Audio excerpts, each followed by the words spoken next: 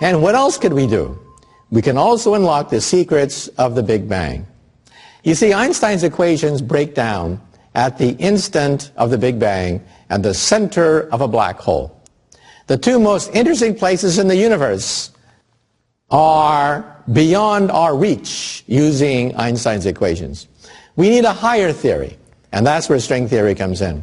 String theory takes you before the Big Bang, before Genesis itself. And what does string theory say? It says that there is a multiverse of universes. Where did the Big Bang come from?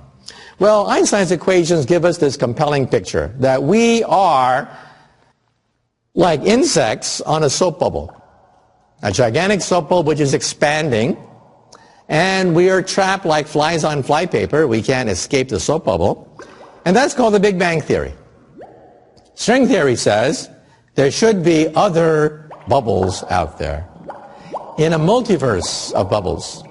When two universes collide, it can form another universe. When a universe splits in half, it can create two universes, and that, we think, is the Big Bang. The Big Bang is caused either by the collision of universes or by the fissioning of universes.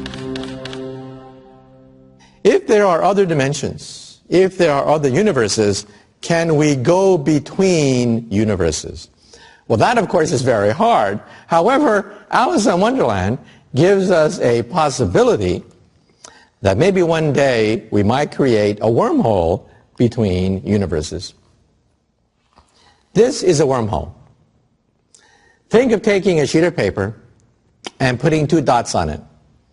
The shortest distance between 2 points is a straight line.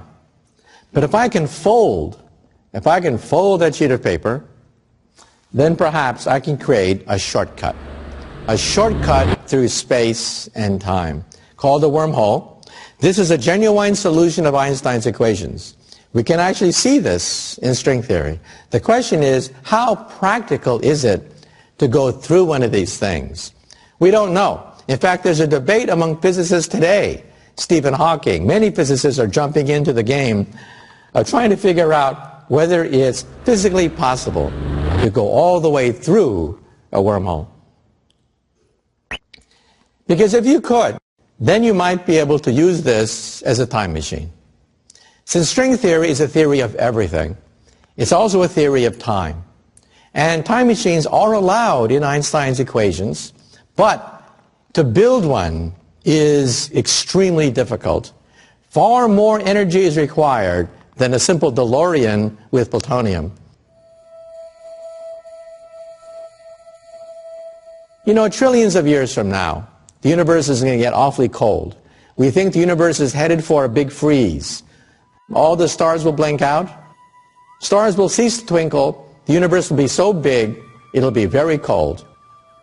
At that point, all intelligent life in the universe must die. The laws of physics are a death warrant to all intelligent life. There's only one way to escape the death of the universe, and that is leave the universe.